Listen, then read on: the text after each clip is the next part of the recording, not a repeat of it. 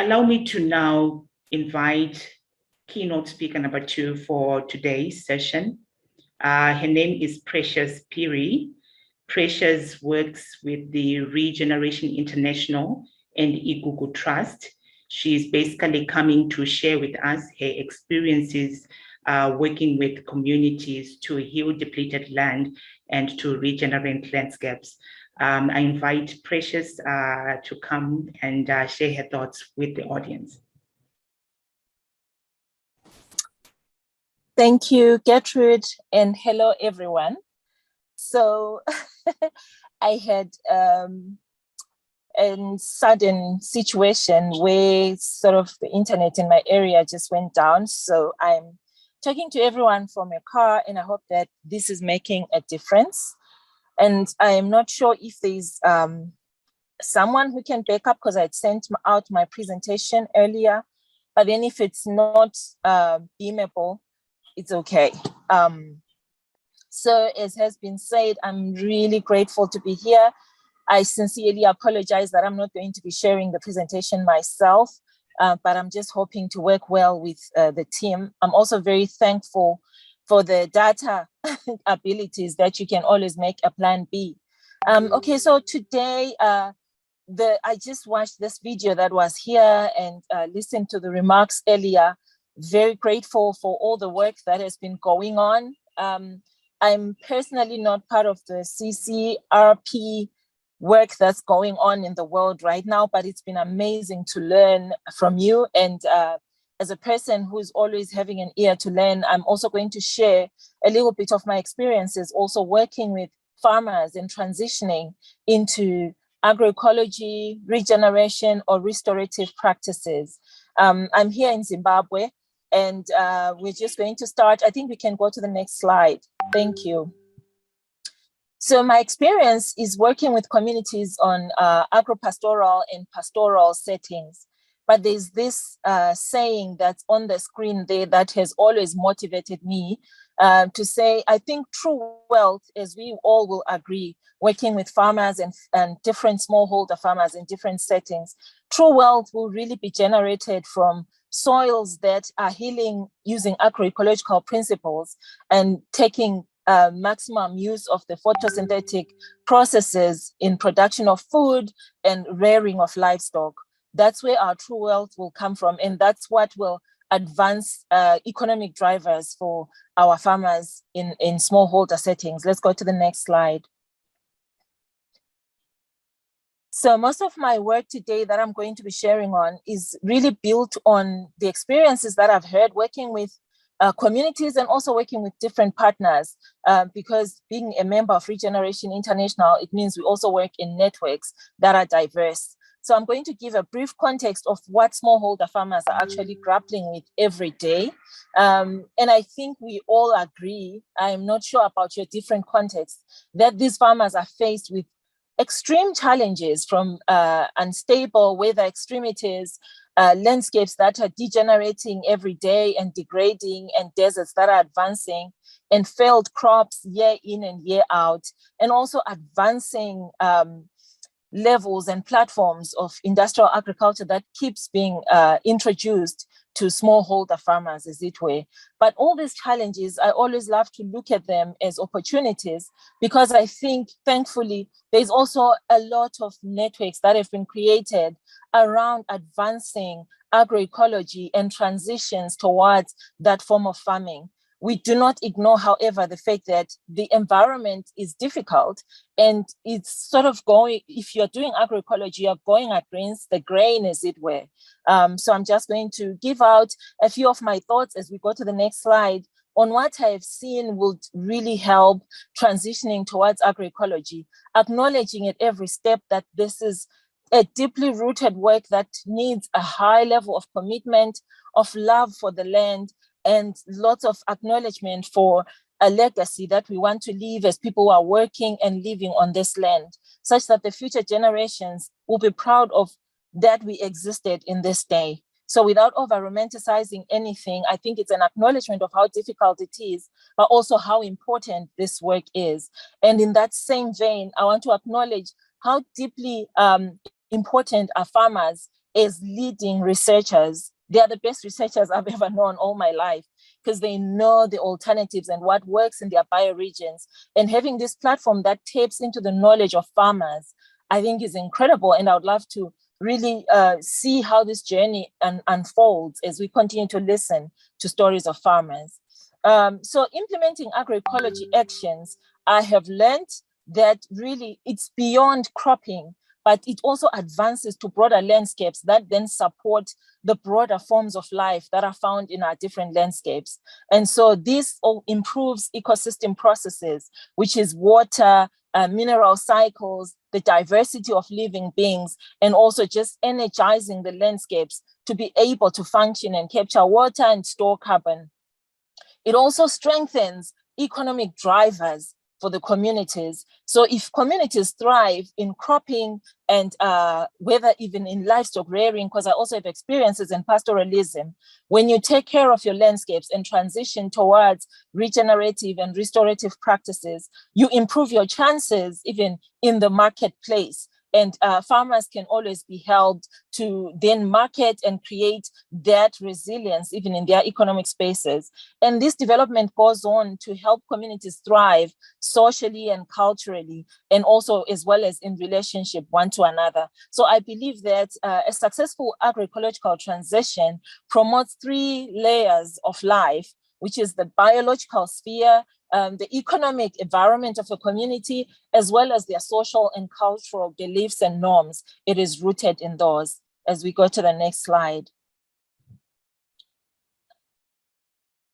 Okay, so more than just having and the acknowledgement of how important it is to use agroecology in our farming and way of living, remembering that agroecology is not only really centered on practices, but I think it's a framework of decision making. It helps us make those decisions that will help us thrive. And so there are different enablers of these transitionings, remembering always that it is not an easy step forward, but I think it takes a lot of bravery and commitment from farmers and the groups that are working with these farmers. So the first enabler really is the decision system that honor the uniqueness of each region or community. And so this decision can be from policy levels, which is why I think we have lots of organizations that are also influencing policy, and as well as just at local communal level, the implemented practices should be culturally relevant, as well as ecologically enabling. And then we have networks and partnerships. I think this is not a one-man show. It's definitely not to advance one name or one organization. So I think sharing stories, as we've seen from yesterday, will enable others to also get on board as we continue to share the small successes, the big ones, starting from the smallest leading indicators that we are headed the right direction. And then there's co-creation, which is farmer-based research, acknowledging the knowledge base that is deeply rooted in farmers, in farming communities. I was raised by a grandmother, and I'll never forget the amount of wisdom that she had. She was a leading scientist, as it were. And I think that partnership with the science institutions and communities is needed for us to co-create a research that is farmer-driven. And then bottom-up strategies, which is almost the same point as we heard yesterday, that I think we'll need a lot of farmer voices influencing policies and going up and shaping the forms of projects and programs that are needed in each region. And then easily accessible and simple materials to understand. I think there comes the importance of just using local languages and relevance of the people that belong to each place to continue to share knowledge and unpack this work that we are all here about. And then let's go to strengthening economic drivers. So identifying in each community what is their priority of trade or business, and using that priority of that community to then build on ecological practices and then advancing to the broader landscape. For example, I work mostly with communities that value cropping, though the place that I work at really thrives in terms of livestock rearing.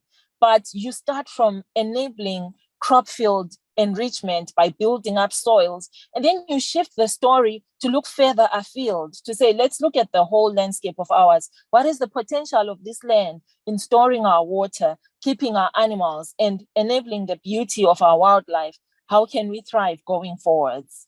So for me, that's what I've been learning. And sorry, I'm rushing a little bit, but I hope I'm still okay in time. Can we go to the next slide? Okay, so there are potential outcomes that can be realized. And these I'm sharing definitely from some experiences and results that we've seen of soils being improved, grasslands gaining cover, and people improving crop field yields from two to 4 times more than they would ever harvest. And people living from maybe a harvest that would last them for 4 months to about 8 months. So this is definitely from things that I've seen that work, but I put it broadly, which is, I think, will be helpful for us to acknowledge that every agroecological practice or framework of work will progressively improve whole ecosystems, enabling life both above ground and underground to thrive. We move from scarcity to abundance. That is now in the mindset. We become abundant and become generous. And as people create visions of what will be important in their work, you continue to see this change even in the social structure. And then you create context-specific designs expressing the essence of each community, of each farmer household. So there is no one-size-fits-all in terms of solution. Therefore, we cannot copy and paste. We can learn the principles and see how we can adapt them where we are. And then you create just relationships between people and the environment around them, and lots of respect amongst communities. So we move from me being self-centered to we, which is a communal setup. And then there's continuous growth of the potential of each place. And so one step at a time, but there definitely is that continual growth. Can we go to the next slide? And then I'm just going to take this a bit of time to acknowledge movements that have been inspiring this work, that continues to challenge us, to continue to challenge those that are in positions of governance, and those organizations that may have money. Because what I've noticed also here is agroecological work and regenerative work faces challenges of pressure from donor organizations, especially in communities that are impoverished.